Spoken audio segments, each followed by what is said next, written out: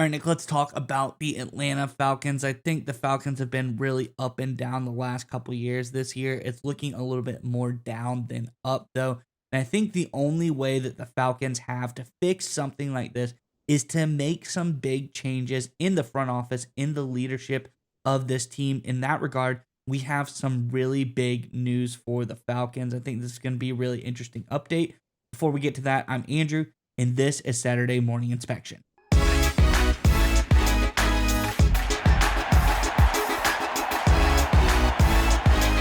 All right, Nick, as I alluded to, Atlanta Falcons making some big waves, maybe a potential big change in the front office for the Falcons. Let's jump into the article and we can talk more about it on the other side. This, of course, is from SI.com. Says, I know some people in the league are at least wondering about the future of Atlanta GM Jerry Fontenot in light of the $90 million Kirk Cousins experiment that lasted 14 games and the lack of a banner year since taking over in 2021. ESPN insider Jeremy Fowler wrote, as we always say, Fowler, a very reputable source, great insight into the game. It says Atlanta hasn't been in the playoffs since 2017 and faces a tall order of getting there this season after Sunday night's loss to the Commanders. The Falcons went 7-10 in each of Fontenot's first three seasons, which resulted in the firing of head coach Arthur Smith. The two arrived together, but Atlanta's ownership chose to keep Fontenot.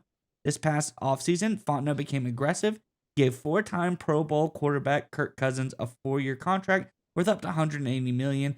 As Fowler mentioned, Atlanta essentially paid $90 million guaranteed for 14 games, 18 touchdowns, and 16 interceptions.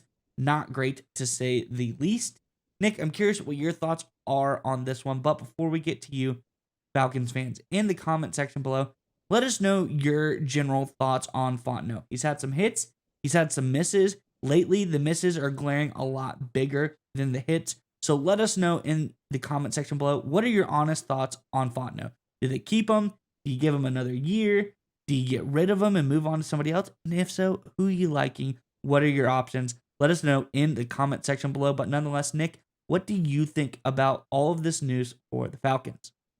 Yeah, there's definitely a lot to unpack here when it comes to Terry Fontenot, and I think there's a lot of different things to evaluate a general manager. If you look at the record, obviously going into Sunday, 9 games below 500, 29 and 38. That's obviously not ideal. No playoff appearances, 4 out of 4 years, assuming the Saints don't upset the Buccaneers. That's obviously not ideal either. So based on that fact alone, you could look at that and say, how good of a job as a GM is he really doing?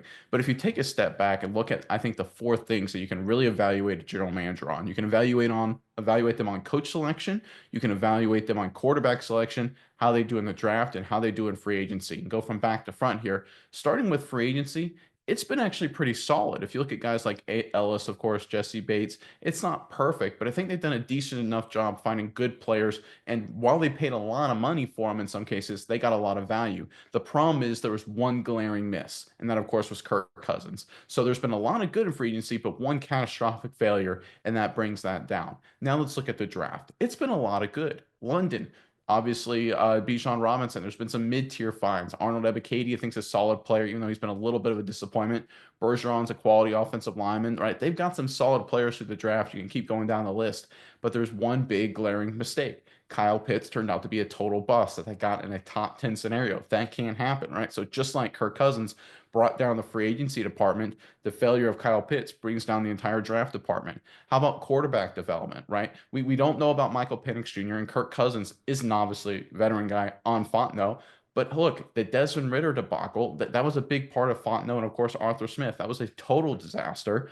Again, quarterback development, that brings him down. And then when you look at the final thing that matters, coach selection, Arthur Smith turned out to not be the right guy. I think Morris isn't a bad coach, but we'll have to wait and see how he turns out. So there's nothing particularly just catastrophically terrible about what Fontenot has done. He's had a lot of great draft picks. He's had a lot of good free agency signings, but in each one of the four key departments that I outlined, he's had at least one catastrophic failure. And I think when you don't have one thing you're great at as a GM, you can be flawed in your quarterback search if you're the best drafter and developer, right? You can be flawed at finding coaches if you are just the guru when it comes to free agency and cap dollars, right?